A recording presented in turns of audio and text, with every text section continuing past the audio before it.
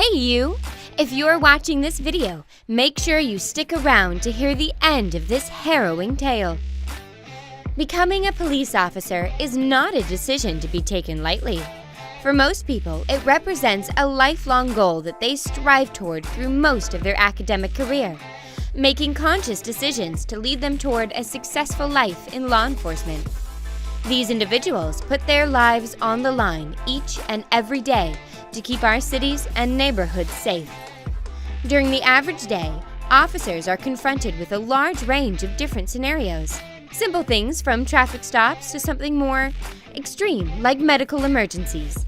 And each call has the potential to pose a danger, or worse, turn deadly at any second. This is why officers in most areas are trained first at the academy, and then with a series of probationary training periods in the line of duty.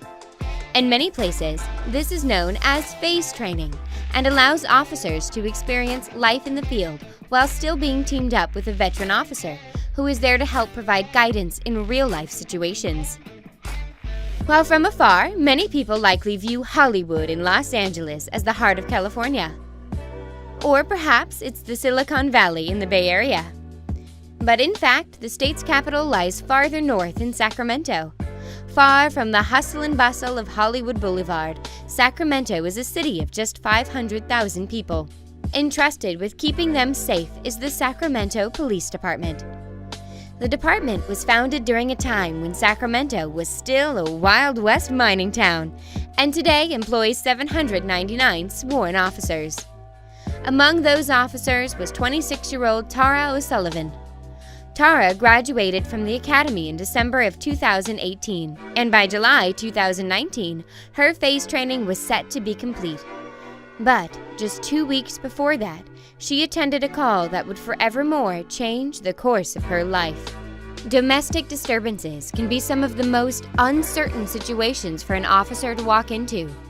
The level of elevated emotion involved makes them unlike any other calls that officers see in the average day.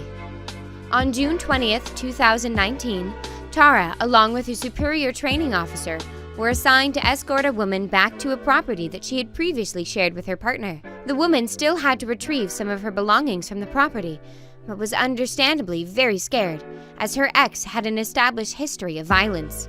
In the hope of preventing a violent confrontation, the officers accompanied her to the property, but when they arrived, the woman's ex was waiting in one of the windows. As the three of them entered the backyard, he opened fire with an AR-15 style assault rifle that he had been constructing illegally from parts of other weapons.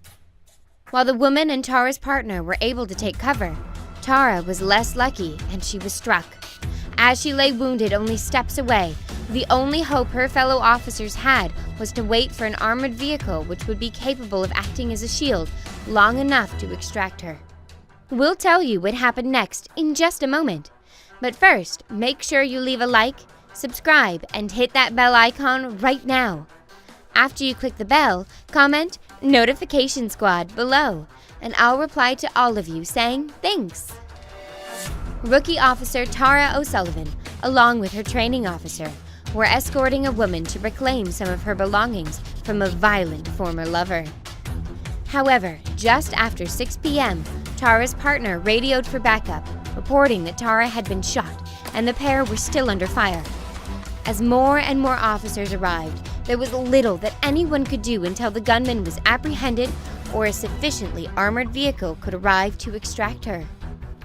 As the minutes ticked by, Tara lay wounded in the stranger's yard with her fellow officers watching helplessly. She suffered for 45 minutes before an armored van was able to get into position to shield them from this crazed shooter. As soon as they were able to extract the officer, she was rushed to the University of California Davis Medical Center, where doctors did everything in their power to save her life. Meanwhile, the standoff continued back at the suspect's house, with tensions rising every hour. But shortly after midnight, as the gunmen and police alike were starting to tire, word came from the UC Davis Medical Center. Officer Tara O'Sullivan had died from her injuries. Sadly, had she managed to receive treatment sooner, her wounds may very well not have been fatal. Eventually, the shooter, 45-year-old Adele Sembrano, surrendered and was taken into custody. 1 hour after Officer O'Sullivan was pronounced dead, at 1:54 a.m. on June 20th, Adele Sembrano faces murder, attempted murder, and illegal firearm charges. And due to the special conditions of the attack, he may be eligible for the death penalty.